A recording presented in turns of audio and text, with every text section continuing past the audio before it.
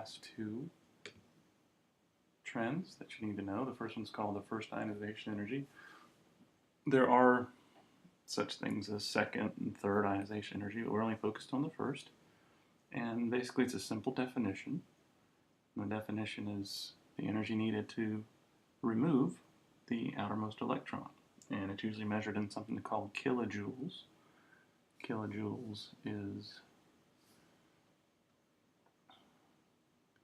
not J-E-W-E-L-S, J-O-U-L-E-S, kilojoules. And the trend is that first ionization energy decreases as you go down a group. So in other words, it's easier to remove an electron as you go down the group, and it increases as you go across a period.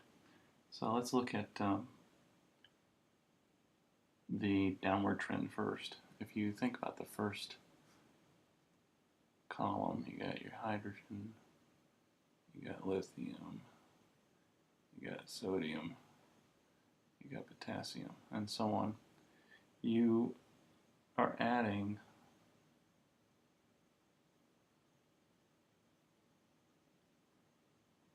energy levels as you go down the column. So let's say this is the nucleus here. As you add energy levels, you're getting farther and farther away from the nucleus. Let's say the electron is out here. The nucleus has less of an effect on it because it's farther away. Now, obviously, any of these metals are going to want to lose that electron, but it's much easier to take it, say, from cesium or francium, theoretically, down here than it would be to take it from lithium.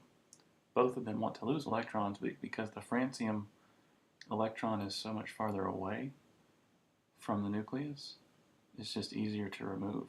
So as you go down the column, it's easier to remove the electron, thus requires less energy. So the value for the energy goes down as you go down the column.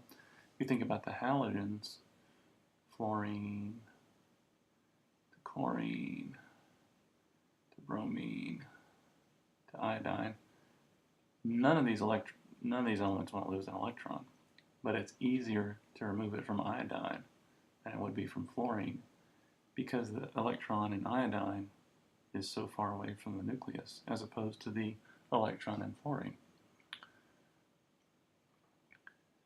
Now going across the group, the value increases. Well, what are we going from? We're going things that are metals, which don't want their outermost electrons anyway, to things that are nonmetals. In other words, our valence is going up as we go from left to right. Well, nonmetals want to gain electrons. They do not want to lose, which means it is harder to remove their outermost electrons. Metals have a low valence, so they want to lose electrons, so their ionization energies are lower. So it should be pretty easy to see that as you're going away from metals, that electron gets harder and harder to remove because the nonmetals don't want to give them up. We can take a look at a diagram. So here you have the second period from lithium to neon. You'll notice that atomic number is on the X. Ionization energy in kilojoules per mole is on the Y. And we see from lithium across to neon, it gets harder and harder in general to remove the outer electron. And what do we notice? Even though it's hard to see, from lithium down to cesium, do we see a slight lowering of the ionization energy? We do. And we can see it better going down the noble gases. There's definitely a decrease going down the noble gas column in the ionization energy, so it's harder to remove the electron from helium than, say, from xenon. The last one is electronegativity, and the definition of electronegativity is simply as it's part of a compound. That's important because electronegative values only apply to elements that form compounds. Since the noble gases don't form compounds, for the most part, we don't include electronegative values to them. So the more electronegative something is, the more attraction it's going to have for electrons floating around it. Maybe think of the nucleus of, say, let's say you had, we don't want to do that. Let's say you had an H2O molecule, which looks something like this. This probably needs to be a little bit more angled, but that's okay.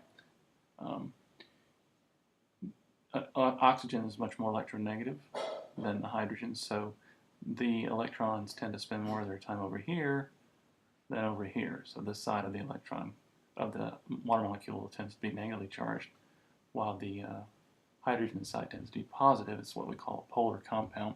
We'll get to that later on, but that's what we mean by electronegative. Because oxygen is more electronegative, it's going to cause the electron cloud to spend more time towards the oxygen side than the hydrogen side.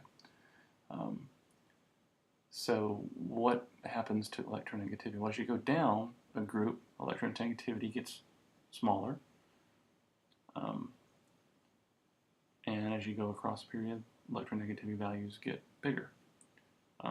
We see that, again, we're going towards metals, we're going towards nonmetals as we go across a period. And nonmetals like electrons. So we say that as you go from left to right, the electronegative values increase. But we don't include noble gases. So the halogens are the highest electronegative values usually, from left to right. And then fluorine would be the highest in the halogen column because it's at the top. And we can see that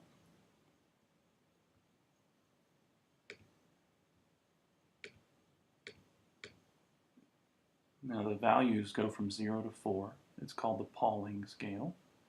And for example, here is our second period. We see we're going from lithium to beryllium to carbon, to boron to carbon to nitrogen to oxygen to fluorine, and we notice that helium is, neon is left out because it's a noble gas. And we also see that fluorine has the highest value, as you can see. So do we see the value of electronegative going down? The halogens, for example, we do.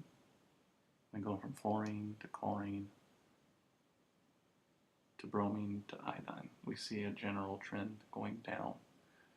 So hopefully that cleared up some things about electrons and periodic table trends. So this is part 12, the last one for the atoms, electrons, and periodic table PowerPoint.